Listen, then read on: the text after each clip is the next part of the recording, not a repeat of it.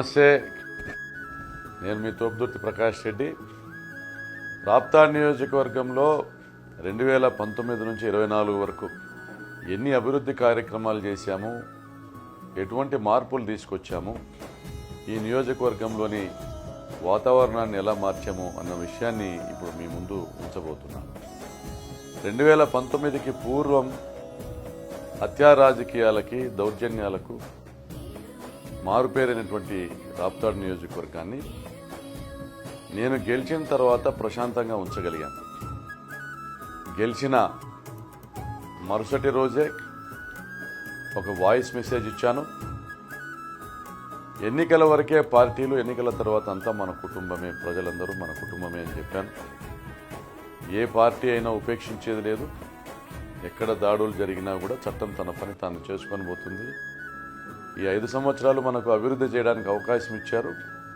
మనమందరం కూడా కలిసి ఉండాలా. వీలైతే ఇతర పార్టీల వాళ్ళతో కూడా ప్రేమగా మెలగండి అని ఒక వాయిస్ మెసేజ్ ఇచ్చాం. ఫలితం మీరే చూశారు. 5 సంవత్సరాలుగా ఒక చిన్న గొడవ లేదు, ఒక హత్య లేదు, దొమ్మి లేదు, దౌర్జన్యం లేదు, కేసులు లేవు, జైలు లేవు, బెయిల్. మరి అభివృద్ధి విషయానికి వస్తే ఈ రాప్తాడు నియోజకవర్గ ప్రజల కళ 30 ఏళ్లుగా ఎండిపోయినటువంటి పేరూరు డ్యాంకు నీళ్లు తీసుకొని రావాలన్నటువంటి నా ప్రయత్నం 2008లో మొదలవుతే మీరు నన్ను శాసనసభ్యునిగా గెలిపించిన తర్వాత 2020లో జగనన్న జీవో ఇచ్చారు. కర్ణాటక రాష్ట్రం గుండా రొద్దం నుంచి పేరూరు డ్యాంకు 45 కిలోమీటర్ల కాలువ దవ్వాం, నీళ్లు తీసుకొచ్చాం. వరుసగా 3 సంవత్సరాలు పేరూరు డ్యాంకు నీళ్ళు ఇచ్చాం. దీనికి సహకరించినటువంటి కర్ణాటక రైతులు మరియు ముఖ్యమంత్రి గారికి కూడా మా కృతజ్ఞతలు తెలియజేశాం. మరి ఇంకొక గొప్ప కార్యక్రమం గురించి మనం మాట్లాడుకుందాం. పాడి రైతుల కష్టాలను మనం చూస్తూనే ఉన్నాం. 2019కి పూర్వం ఆవు పాలకు లీటర్కి 20 రూపాయలు కూడా దొరికేటువంటి పరిస్థితి లేదు. ఇది గమనించి జగనన్న అమూల్ తీసుకొచ్చారు. అదేవిధంగా మొలకనూరు సహకార మహిళా డైరీని స్ఫూర్తిగా తీసుకుని ఆలమూరు వద్ద 5 ఎకరాలు కొనుగోలు చేసి 20 కోట్ల రూపాయలతో తోపుదుర్తి మహిళా సహకార ఫెడరేషన్కు అమ్మా డైరీని నిర్మించి బహుమానంగా ఇచ్చాం. ఈరోజు తోపుదుర్తి మహిళా సహకార డైరీ ఫెడరేషన్లో దాదాపుగా నియోజకవర్గానికి సంబంధించినటువంటి 8,900 మంది పాడి రైతులకు ఉచితంగా సభ్యత్వం ఇచ్చాం. ఇదే అమ్మా డైరీని దృష్టిలో ఉంచుకొని ఈ డైరీలో సభ్యులుగా చేరిన ప్రతి ఒక్కరికి కూడా ₹1 మార్జిన్ మనీ లేకుండా బ్యాంకుల నుంచి రుణాలు ఇప్పిస్తూ ఆవులకు, గేదెలకు లోన్లు ఇప్పించబోతున్నాం. దాదాపుగా 10,000 మందికి. బ్యాంకులకు ఈ సభ్యులు ఎవరైతే లబ్ధిదారులు ఆవులను కొనుగోలు చేయాలని ఉన్నారో వారు కట్టవలసినటువంటి ఆ 10,000 కానీ 15,000 కానీ మేమే బ్యాంకులకు కట్టి ఆవులను, గేదెలను ఇప్పించబోతున్నాం. ఇంకొక ముఖ్య విషయం, ఇప్పటికే మనం పూర్తి చేసుకున్నటువంటి పనుల్లో అనేక ఉచిత బోర్లు వేశాం. రాజకీయాల్లోకి రాకముందు ఒక ట్రస్ట్ ఏర్పాటు చేసి ఉచిత బోర్ల కార్యక్రమాలు మొదలుపెట్టాం. నియోజకవర్గంలోని 6 మండలాల్లో కూడా నేను ఎమ్మెల్యే కాకముందు దాదాపుగా 2,000 మందికి ఉచిత బోర్లు వేశాం. ఎమ్మెల్యేగా గెలిచిన తర్వాత ఈ 5 సంవత్సరాల్లో మరో 2,000 మందికి ఉచిత బోర్లు వేశాం.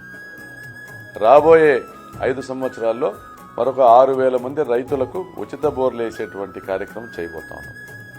మరి ఇంకొక గొప్ప విషయం మనం మాట్లాడుకోవాలంటే, తాగునీటికి కటకటలాడుతున్నటువంటి అనేక గ్రామాలలో గతంలో ఇక్కడ గెలుపొందిన పాలకులు ఎవరూ పట్టించుకునే పరిస్థితుల్లో పిఏబిఆర్ డ్యాం నుంచి, గొల్లపల్లి డ్యాం నుంచి దాదాపుగా 160 గ్రామాలకు మంచినీళ్ళు ఇచ్చే విధంగా జగనన్న మనకు జీవో శాంక్షన్ చేసి టెండర్లు పిలిచారు. పిఏబిఆర్ డ్యాం నుంచి దాదాపు 45 కిలోమీటర్ల పైప్ లైన్ పనికి గాను దాదాపుగా 40 కిలోమీటర్ల పైప్ లైన్ పనులు పూర్తి చేసుకున్నాం. ఆత్మకూరు మండలంలో 25 గ్రామాలు, అనంతపురం రూరల్ మండలంలోని 31 గ్రామాలు, కనగానపల్లి మండలంలోని 27 గ్రామాలు, రామగిరి మండలంలోని 27 గ్రామాలు. ఈ స్కీమ్ 110 కోట్లతో 110 గ్రామాలకు ఈ స్కీమ్ నుంచి రాబోయే నెల రోజుల్లో మంచినీళ్ళు ఇవ్వబోతున్నాం. రోజుకు 16 గంటలు ఇవ్వబోతున్నాం. గొల్లపల్లి డ్యాం నుంచి ఏదైతే 51 గ్రామాలకు నీళ్లు ఇవ్వాలని మనం టెండర్లు పిలిచామో ఆ టెండర్ల ప్రక్రియ ఇంకా పూర్తవ్వలేదు. ఎన్నికల అనంతరం ఆ టెండర్లు పూర్తి చేసి ఒక 6 నెలల్లో మంచినీళ్ళు ఇవ్వబోతున్నాం. ప్రతి ఇంటికి కూడా రోజుకు 16 గంటలు మీరు విజువల్స్ కూడా చూడొచ్చు వెనకాల, ఆ వీడియో క్లిప్పింగ్ చూడండి. మనం చేసిన అభివృద్ధిని అందరికీ కూడా తెలియపరచండి. అదేవిధంగా జగనన్న కాలనీలు రాష్ట్ర వ్యాప్తంగా 30 లక్షల పట్టాలు ఇచ్చి 22 లక్షల ఇళ్ల నిర్మాణం చేపట్టిన జగనన్న మన రాప్తాడు నియోజకవర్గానికి 17,000 ఇళ్లను ఇచ్చారు. 17,000 ఇళ్లను ఇస్తూ 17,000 మందికి పట్టాలు ఇచ్చాం. దాదాపుగా 700 కోట్ల రూపాయల ఆస్తిని ఈరోజు నియోజకవర్గంలో పేదలకు పంచడం జరిగింది. మరి ఆలమూరు జగనన్న కాలనీని చూస్తే ఒకే దగ్గర దాదాపుగా 5,000 ఇళ్ల నిర్మాణం చేపట్టాం. 1,80,000 రూపాయలతో ఇళ్ల నిర్మాణం కూడా పూర్తి చేస్తాం. మరి కాలువల నిర్మాణము, చెరువులకు సంబంధించినటువంటి విషయం. గతంలో అనేక చెరువులకు నీళ్లు లేక రైతులు ఇబ్బంది పడుతున్నటువంటి పరిస్థితి నుంచి ఈరోజు నియోజకవర్గంలో దాదాపుగా 75 కిలోమీటర్ల కాలువలు తవ్వి ప్రభుత్వం నుంచి ₹1 తీసుకోకుండా పెరూరు డ్యాంకు 45 కిలోమీటర్ల కాలువ, భోగినేపల్లి డ్యాంకు 7 కిలోమీటర్ల కాలువ, అదేవిధంగా గంగలకుంట, లింగనపల్లి, బొమ్మేపర్తి గ్రామాల చెరువులకు 7 కిలోమీటర్ల కాలువ, అదేవిధంగా చాపట్ల, మరూరు, పాల్వాయి, కుంటలకు అదొక 8 కిలోమీటర్ల కాలువను నిర్మాణం పూర్తి చేసుకున్నాం. అదేవిధంగా గోపాలప్ప కుంటకు దాదాపుగా 6 కిలోమీటర్ల కాలువ నిర్మాణం పూర్తి చేసుకున్నాం. నియోజకవర్గంలోని ప్రతి చెరువుకు పిఏబిఆర్ కుడి కాలువ నుండి కానీ హంద్రినివా నుండి కానీ నీళ్ళు ఇచ్చాం. 30 సంవత్సరాలుగా మరో బారిని చెరువులకు ఈరోజు నీళ్ళు ఇచ్చి మరో బారించి మరి రైతులు సంతోషంగా ఉన్నారు. జగనన్న వచ్చిన 5 సంవత్సరాలు వర్షాలు పడ్డాయి. పేరూరు డ్యాంకు నీళ్ళు ఇవ్వడం వల్ల నియోజకవర్గంలోని 150 గ్రామాల్లో భూగర్భ జలాలు పెరిగాయి. వేలాది ఎకరాలలో సాగు పెరిగింది. రైతు సంతోషంగా ఉన్నాడు. మరి ఈరోజు మీరు గమనిస్తే గ్రామాల్లో నిరుద్యోగ సమస్య చాలా ఉంది. ఈ నిరుద్యోగ సమస్యను దృష్టిలో ఉంచుకొని దాదాపుగా 1,350 మెగావాట్ల సోలార్ పార్కులు శాంక్షన్ చేసుకున్నాం. ఇందులో 300 మెగావాట్ల సోలార్ పార్కు రామగిరి, కొత్తపల్లి, ముత్తంకుంట్ల, తల్లిమడుగుల ప్రాంతాల్లో నిర్మాణం ప్రారంభం అవబోతోంది. దీనికి సంబంధించి టెండర్లు పూర్తి చేశాం. కేంద్ర ప్రభుత్వ నిధులతో ఈ పనులు ప్రారంభించబోతా ఉన్నాం. ఈ పనులు పూర్తి అవ్వడానికి 18 నెలలు పడుతుంది. 18 నెలల అనంతరం దాదాపుగా 600 మందికి ఉద్యోగాలు ఇవ్వబోతా ఉన్నాం. అదేవిధంగా కేఎన్ పాలెము, మద్దెల చెరువు నుంచి బానుకోట వరకు దాదాపుగా 1,050 మెగావాట్ల సోలార్ పార్కు శాంక్షన్ చేసుకున్నాం. జిందాల్ కంపెనీకి ప్రభుత్వం ఆ బాధ్యతలను అప్పచెప్పింది. ఈ నిర్మాణం పూర్తి అవ్వడానికి 18 నెలల సమయం పడుతుంది. ఆ 18 నెలల తర్వాత దాదాపుగా 2,000 మందికి అక్కడ ఉద్యోగాలు ఇవ్వబోతా ఉన్నాం. అదేవిధంగా రామగిరి బంగారు గనులు తెరిపించాము.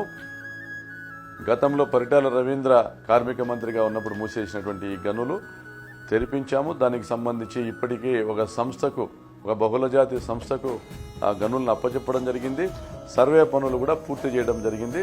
త్వరలో బంగారు నిక్షేపాలు వెలికితీత కార్యక్రమం, అక్కడ గోల్డ్ రిఫైనరీ ప్లాంట్ని ఏర్పాటు చేసే కార్యక్రమం కూడా జరగబోతా ఉంది.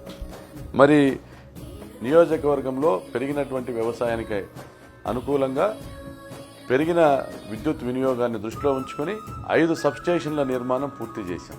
మరో 2 సబ్స్టేషన్లను మనము శాంక్షన్ చేసుకున్నాం. తోపుదుర్తి, గొర్రెల సబ్స్టేషన్ నిర్మాణ దశలో ఉన్నాయి. మరి మరొక 15 సబ్స్టేషన్లను ఏర్పాటు చేయడానికి ప్రతిపాదించాం. అవి శాంక్షన్ కూడా కావడం జరిగింది.